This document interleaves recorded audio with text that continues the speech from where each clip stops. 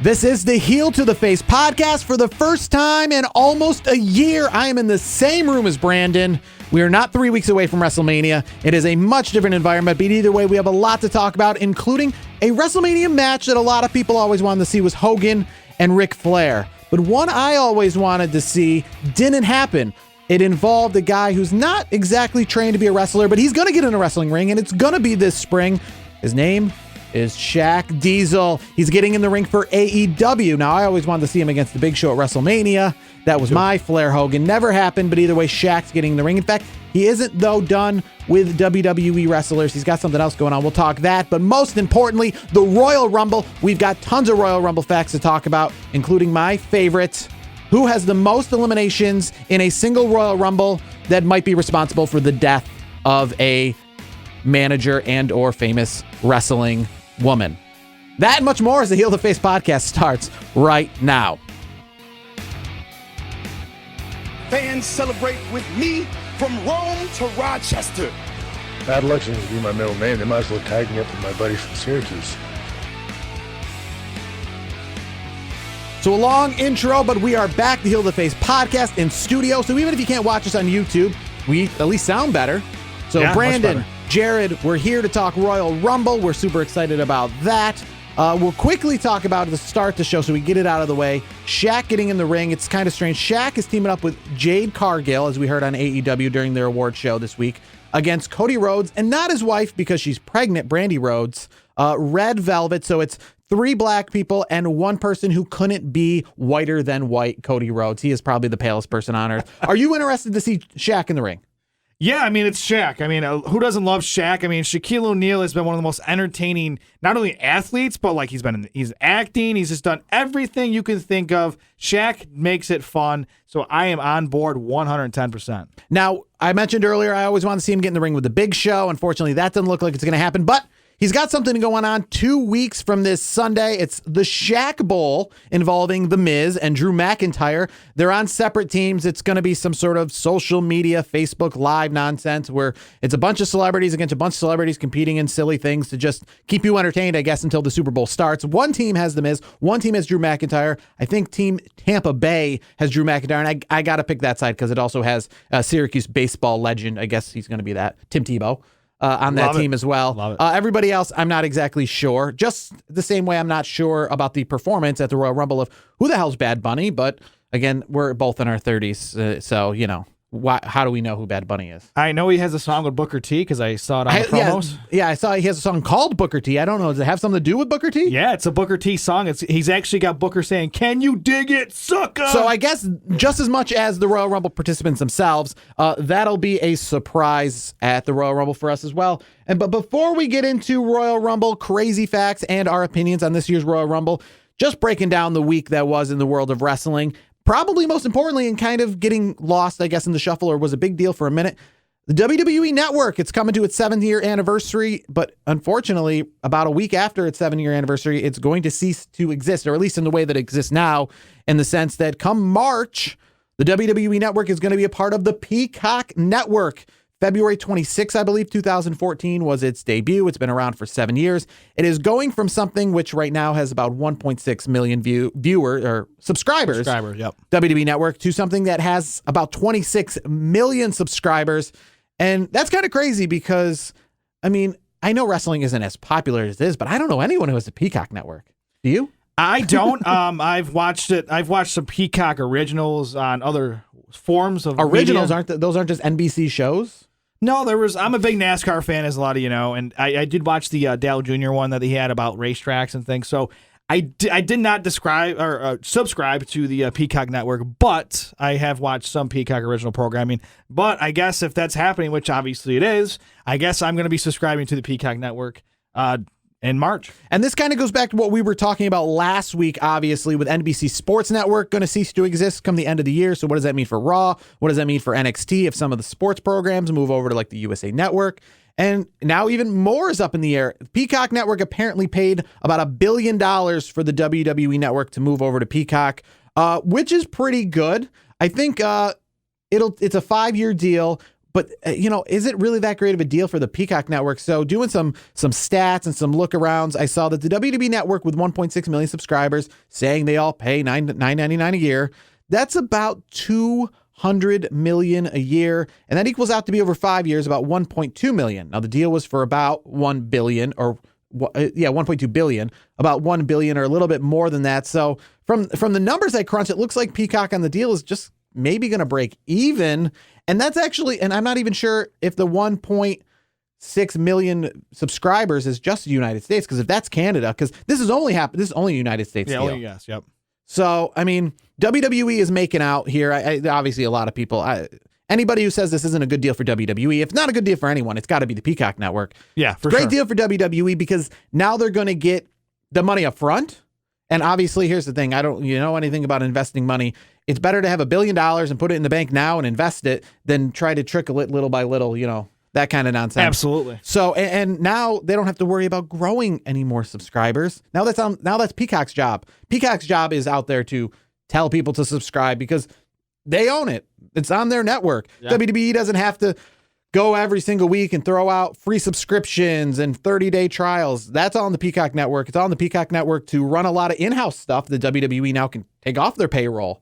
Now they don't have to have a lot of people setting up the WWE Network as much. They'll probably have some responsibilities. They've been in bed with NBC for, it seems like, forever. Long time, yeah. But I think it's finally time, with all this being done, I think it's finally time. I don't know about this year, but eventually, meaning next year, WrestleMania on NBC. I think that's a match made. Now, they've had that WrestleMania, short version of WrestleMania that they air in July on NBC and all that kind of like a highlight package show. Yeah. The network premiere of WrestleMania. But the actual live event on national TV, NBC, I think that would be great. Yeah, I think it'd be a great deal. For WWE, of course. It sounds like to me NBC. That'd be a great deal for. Again, Peacock Network is trying to get subscribers.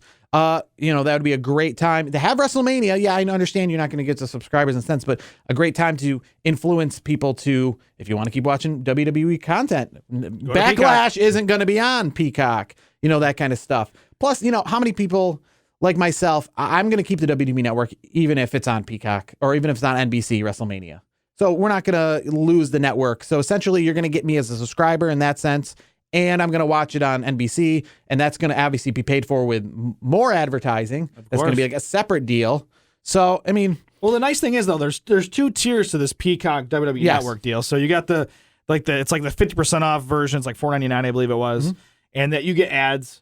You pay the extra $5 to $9.99 like WWE Network has always been. You get no ads. I think I know I'm going on this. I don't like watching ads, so I'll pay the extra $5. Normally I would probably go the ad route on something that I'm, maybe like a Netflix or a Hulu or something like that. But in the sense that I'm already been used to paying $9.99 for 7 years for the WWE Network, it's just an easy no-brainer it's just to move it right over. I'm not going to try to skimp pennies because, for the most part, I thought I was just going to keep paying $9.99. So now I'm going to do that and get a lot more content. WWE moving to the Peacock Network.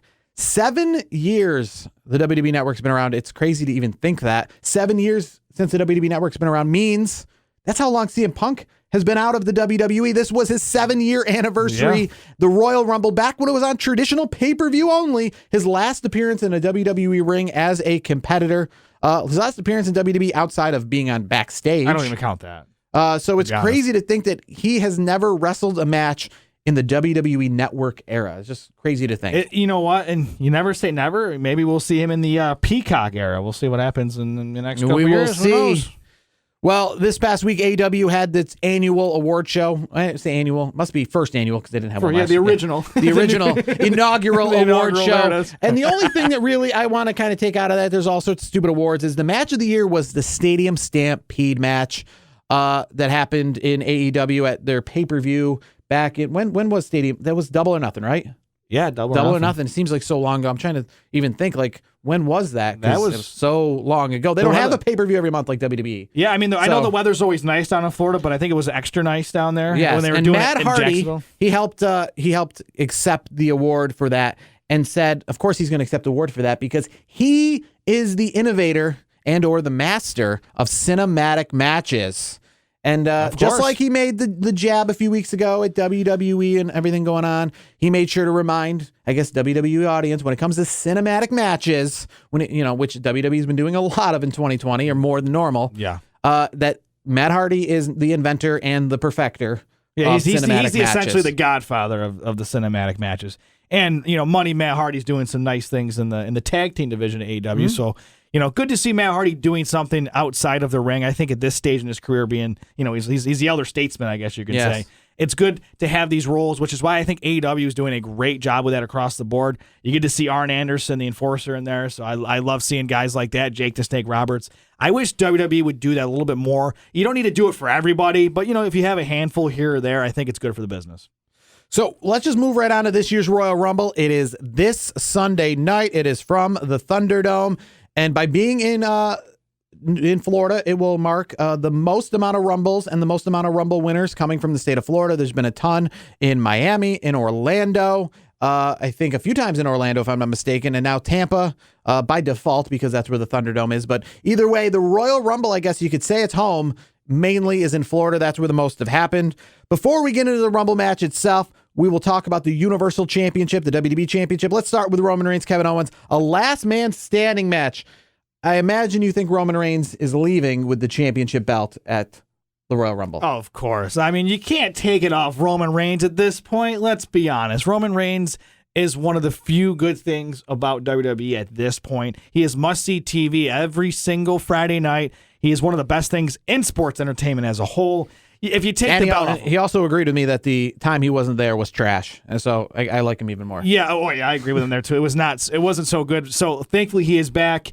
Him and Paul Heyman have a great partnership. He's making Uso, honestly, Jey Uso, a superstar. I mean, he's always been a star, but he's got that extra kick. He's got the old, I always call it the rub. He's got the Roman Reigns rub. So, I think you got to keep the title Roman Reigns, no question. Drew McIntyre, Goldberg, championship on the line. This one's kind of interesting because depending on who you pick, I got to feel, and I'm going to tell you a little secret to my Royal Rumble pick, depending on where you go in this, have some implications down the line. But who do you think's leaving the Royal Rumble as the champion, Drew or Goldberg?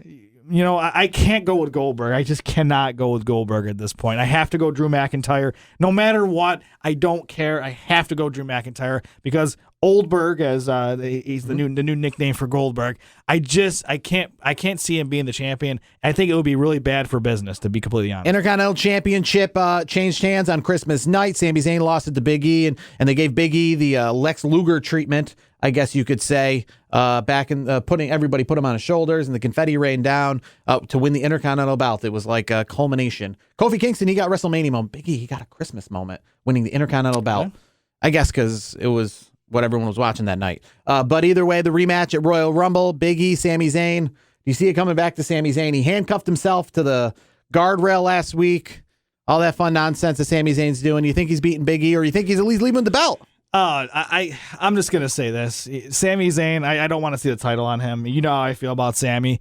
It's Big E's time for a real run as a champion, a singles champion. So for me, you got to keep the title on Big E, and I hope to see fans once again. Hopefully we see fans at WrestleMania because I do want to see a Big E WrestleMania moment as a singles competitor. That would be awesome. So Bobby Lashley defends a U.S. belt against Riddle, and Riddle has come out and said that he told Triple H he wants this match to be in the fight pit between Riddle and Lashley. Do you want to see Riddle and Lashley in the fight pit? I mean, it couldn't hurt Lashley. I mean, Lashley is that guy, and he's been that guy since, 2005, 2006, in which you're like, he's got every tool, but for some reason, he's just too Wayne Brady.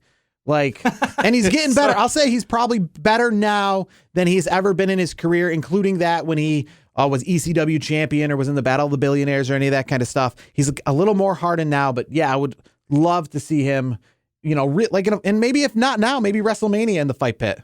It would be kind of hard for fans to watch, I guess, for those of us, depending on where they put the fight pit. But yeah. Do you want to see it at the Royal Rumble? Do you want this to be a fight pit match? I do. I'm not opposed to it. Yeah. I think, they both have MMA backgrounds, so what the hell? Let them go. Let me ask you this. Who do you think wins the match, though? I'm going Riddle. That's what I'm going to pick Riddle. I need to have someone some title change hands. That's the pick. I'm going Matt Riddle. I will go with Bobby Lashley, but if you want to say titles changing hands, maybe Nia Jax and Shayna Baszler get their women's tag belts back when they, in a rematch, face Asuka and Charlotte Flair. I don't see it. No, I don't see it happening. I think Charlotte and Asuka are going to keep the titles at least for at least for one more pay-per-view. I don't see them making it a long-term thing, but I do see them going home with the titles that night. Yeah, and I think Nia Jax and Shayna Baszler, because again, remember, one person there has one of the women's championship belts, and I just don't. Maybe Charlotte Flair and Asuka start a little rivalry. That whole thing we saw last year with Bayley and Sasha Banks. Maybe that turns into they lose the tag team title match. One blames the other. I'll be honest. I think at this point, I think Charlotte's more focused on Lacey Evans and her dad at this point to worry about Asuka. That's where I'm seeing the storyline going right now. So I see that. I mean, it could be going there too. But remember, we got two more it's the road to WrestleMania, but now they've put two pay-per-views in the way. Yeah. So I mean, we could easily see the Charlotte Lacey Evans the blow off either be at one of the pay-per-views on the way to WrestleMania, or we could see the Asuka Charlotte blow off be on the way to WrestleMania, and then the Lacey Evans thing be down the line. Yeah, honestly, I could see Lacey and Charlotte facing off at WrestleMania. That's where. I mean, that'd be good for Lacey because it would. She's been pretty good, but again, WrestleMania when it comes to the women's division has been dominated by the Becky Lynches, the Sashas, the Baileys, the Charlottes. Those core. The Lacey Evans, the Shayna. I mean, Shayna Baszler was there last year, but again, I just feel like there's a group of women, the Natalias, that just they're not in the women's title matches at WrestleMania. They're in that big battle royal. Yeah, they're kind of the filler female participants, I guess. I will say this though, I think Lacey Evans and Charlotte would be a great match for WrestleMania. I think not only is Charlotte obviously great, we know that. But I think Lacey Evans is really good as well. So I think that would put kind of Lacey Evans reminds me a little bit. I mean, remember there was the Tori Wilson Dawn Marie rivalry where Dawn Marie had Tori's dad. They were like hooking up in the hotel. That? Yeah. So I mean, kind of similar, but actually in a good sense of because Dawn Marie is nowhere near in the wrestling realm as Charlotte's and Asuka's and Lacey Evans. So it has that sexual storyline, but actually the women are not just Playboy playmates, are actually decent wrestlers as well. And here's the thing too, Ric Flair being who he is, it's very realistic that Ric Flair could pull something off like this. It's the freaking Nature Boy, for God's sake. So it is. I mean, obviously we know wrestling fans, we get it. We're all we know it's fake, but Ric Flair in real life could pull something like this off. He is the Nature Boy, for God's sake. Yeah, you got to give it up for Ric Flair for the most part, in the sense of that there's not a lot of there's a lot of stories about Ric Flair, but in the world we're living in nowadays, I mean, knock on wood, there hasn't been a lot of stories about unwanted attention or things that he's done negatively. And especially as he gets older, because, some of the people, as they're older, they don't pick up on a lot of the more modern social norms. And Ric Flair, knowing he's Ric Flair, I mean, if Bill Cosby thought he was Bill Cosby and did what he did, you can only imagine what Ric Flair thinks of himself when he's walking in a locker room full of young ladies and he thinks he's the. I'm not saying he's gonna go drug anybody, but he probably's got some confidence in himself. Of course he does. That's Ric Flair. Ric Flair lives that persona day in and day out. You know what, for him, I don't think it matters to him. He's not gonna do anything wrong. I think he does know what societal norms are in 2021. So I don't worry about that with Rick. I'd be very surprised if something were to happen. I really obviously hopefully nothing does. So moving on to the Royal Rumble matches itself, I've got the confirmed participants in front of me. You got Edge, who made his confirmation this week, Dolph Ziggler, Sami Zayn, Mustafa Ali, Jeff Hardy, Cesaro, Otis, Shinsuke, Sheamus, AJ Styles, Jey Uso, John Morrison, The Miz, Bobby Lashley, Daniel Bryan, Big E, and Randy Orton. Brandon, I ask for your pick of who is going to win the Men's Rumble and who you think is a surprise entrant. You know what? I'm gonna go Randy Orton. I think Randy Orton's got a very good chance with everything going on in the world in the storyline. I think Randy Orton would be the guy that I would like to see win the match. I think he's got a very, very good shot. My surprise, if the surprise does happen, I'm more on board with it now than ever because we've talked about this on previous episodes. Brock Lesnar is my surprise of the Royal Rumble this year, so I'm kind of hoping that it does happen because I like the new Brock Lesnar from all reports. He's more not about the championships. He just wants to help people and build them up. So if Brock Lesnar returns and he's my surprise and he ends up being there, that's my pick. But I'm going to go with Randy Orton. I think we're not going to have too many wild surprises, or at least chances of wild surprises this year because of COVID, because everything's being held in-house. Yep. I know the WWE, like, for example, the Ronda Rousey thing, where they were flying her in from Africa or South America, or wherever the hell she was, and brought her in and, surprised everybody. No one is going to be at 3:00 in South Africa and at 8:00 in the Royal Rumble, because you got to pass COVID protocols before he can enter. Yeah. You've got to do all that nonsense. So I think the surprises, if there are any surprises, it's not any last minute sneak him in the back door kind of thing, because it's just people that have been away a little while. Yeah. And that's why my surprise is Seth Rollins. He was supposed to come back New Year's Day. We still haven't seen him. So I guess that's a surprise. Yeah. He's supposed to be there already, but I think that's a surprise. My pick to win, not necessarily thinking I want it, but it's kind of going on the theme. I don't know if you saw this week, but there have been some rumors backstage that there's a ending for the Royal Rumble, or a finish for the Royal Rumble, that's been scaring a lot of people, and that could potentially happen. Now, scaring, I don't know if that means scary as in like a Bray Wyatt scary, or scary like, oh God, I hope that doesn't happen. Yeah. And I'm kind of going, oh God, I hope that doesn't happen. But that's gonna be my pick. Goldberg winning the Royal Rumble after losing the match to Drew McIntyre, and then this time maybe challenging Roman Reigns for the belt. Oh, come on. Yeah, I'm not saying I like it, but I don't like it either. If I had to put my GameStop Blockbuster AMC money on it, that might be where I go there. Oh, you're not into the Sundial. Sundial's been really good lately too. Yeah, I mean, from what I saw, I can't get in on anything. They've been shutting everybody down. That Robinhood app. They certainly have. That's why I'm not on Robinhood. I'm on another app. So. Oh, well, good for you. I tell you what, it has definitely made me think about getting into the stock market. I mean, we've all thought about it at one time, but it's things like this that make you go, maybe I should download one of these apps and just start slow. I'm just gonna say, I know a guy. Okay. Moving on to the women's Royal Rumble match. Here's your confirmations: Nia Jax, Charlotte Flair, Bayley, Bianca Belair, Mandy Rose, Dana Brooke, Peyton Royce, Shayna Baszler, Alexa Bliss, Liv Morgan, Ruby Riott, and Tamina. Who you got for the women's Royal Rumble, and who's your surprise? So I am going to go with my surprise pick and winner, Ronda Rousey. Oh, I mean, that would be. I think I don't know. I think it's time. I think it's been a long time. Yeah, I think it's time to bring her back. It's perfect time. I mean, obviously not a perfect time, no fans, all that stuff, but it's the perfect time because Royal Rumble leads right into WrestleMania season here. We're in WrestleMania season essentially at this point, anyways. But Royal Rumble is going to kick everything off, and it would be the perfect time for Rousey to be the shock and awe, quote unquote, and win the match. I mean, she's been gone 2 months shy of 2 full years. And I'm just saying, it's kind of crazy to think that she was only around for about 1 year. Yeah, she was around for 1 year. Said that she was going to be legitimate about it. Be going to house shows, doing the whole 9 yards, and then she's gone, and she's been gone for a long time. So I think she's coming back. I think it's time for her to come back. That is not my surprise pick. My surprise pick, I know everybody loves CM Punk in the men's side. That seems to be everyone's surprise pick for like the last decade. Every year. How about AJ Lee? Oh, that's a good one. Yeah. If that means if AJ Lee, if that it actually happens, does that mean CM Punk's not too far down the line coming to we all know CM Punk. I mean, he's a little bit harder nut to crack. You know what I mean? But AJ Lee, I mean, she's got to do her own thing. She can't just be riding the coattails of CM Punk, just because he doesn't want to do. She's not, though. She's had a successful book career. She's been doing good with that. But she can't just, well, I feel, though, the whole thing of CM Punk, holding the grudge, trying to be this too big for WWE, I do what I want kind of guy. AJ Lee doesn't necessarily have to go that route.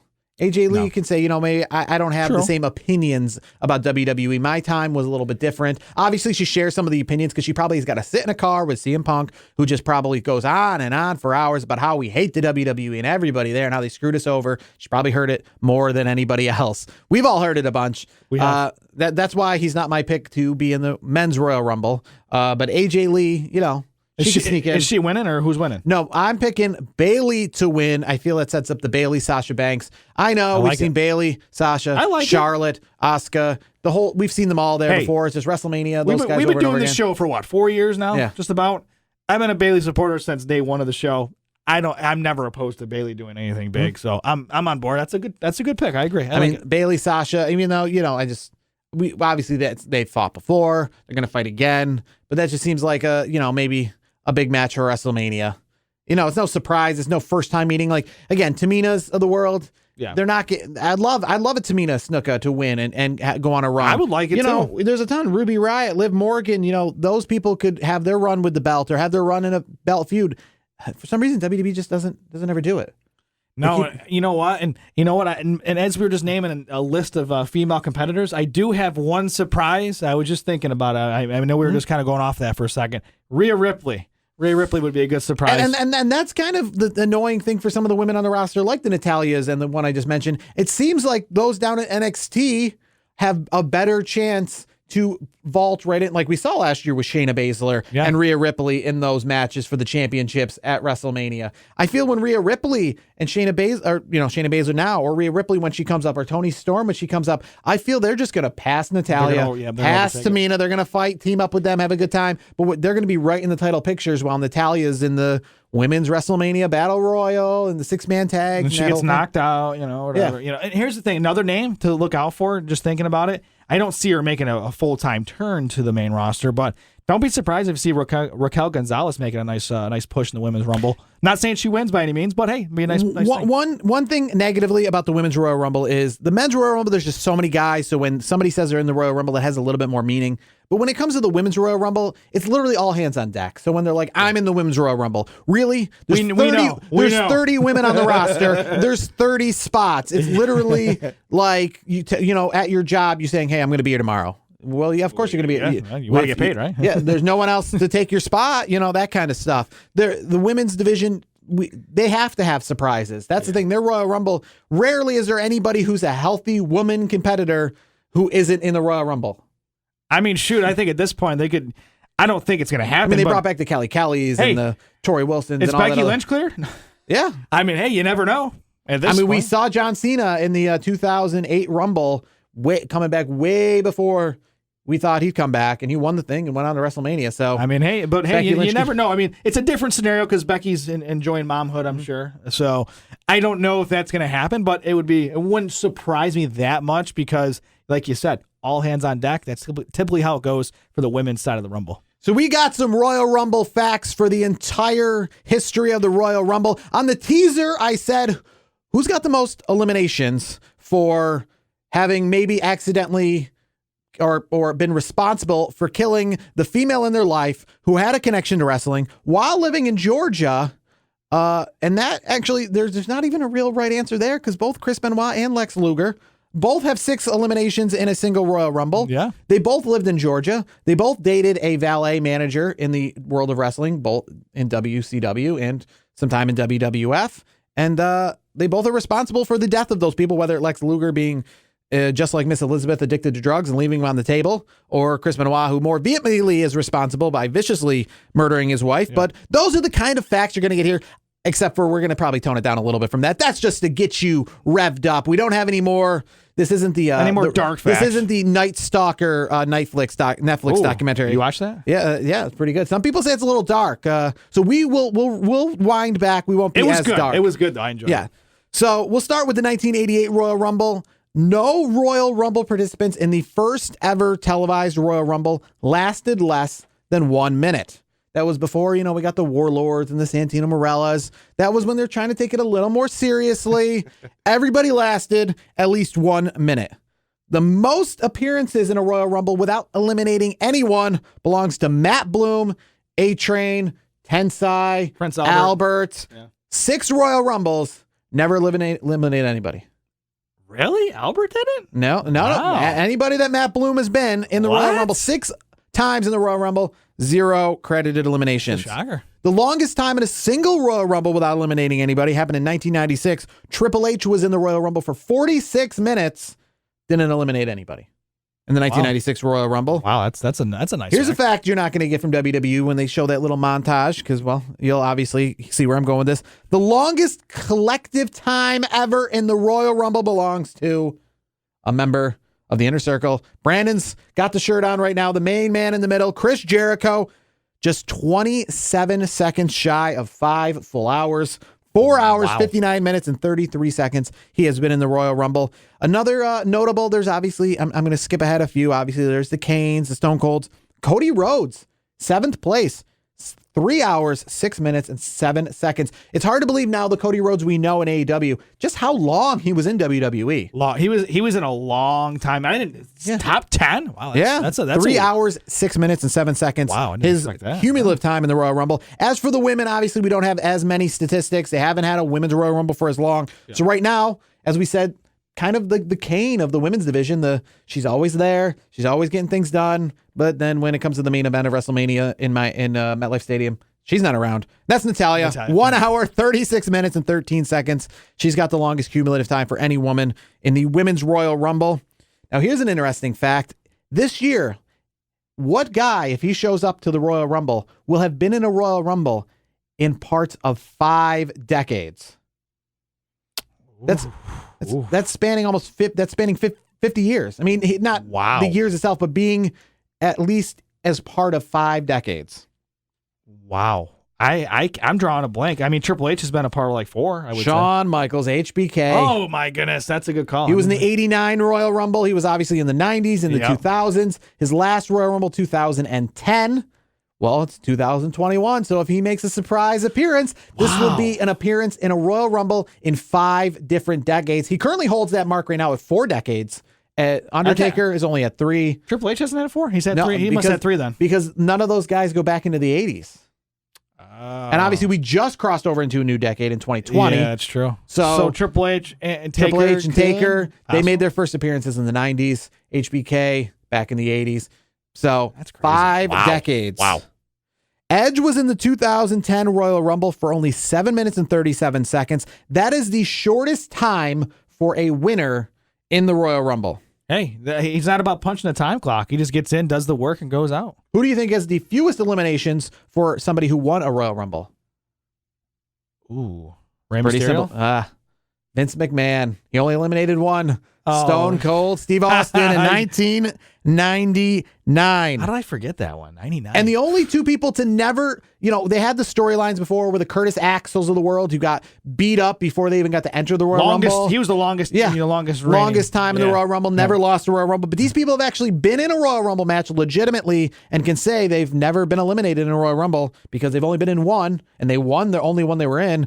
Big John Studd in 1989 and Vince McMahon in 1999. They've only been in 1 each. They won both of those Royal Rumbles. They've never been in a Royal Rumble where they've been eliminated. Brock Lesnar had that feat for a little while until he came back. And obviously, he got eliminated quite grand fashion last year by Drew McIntyre. Yeah.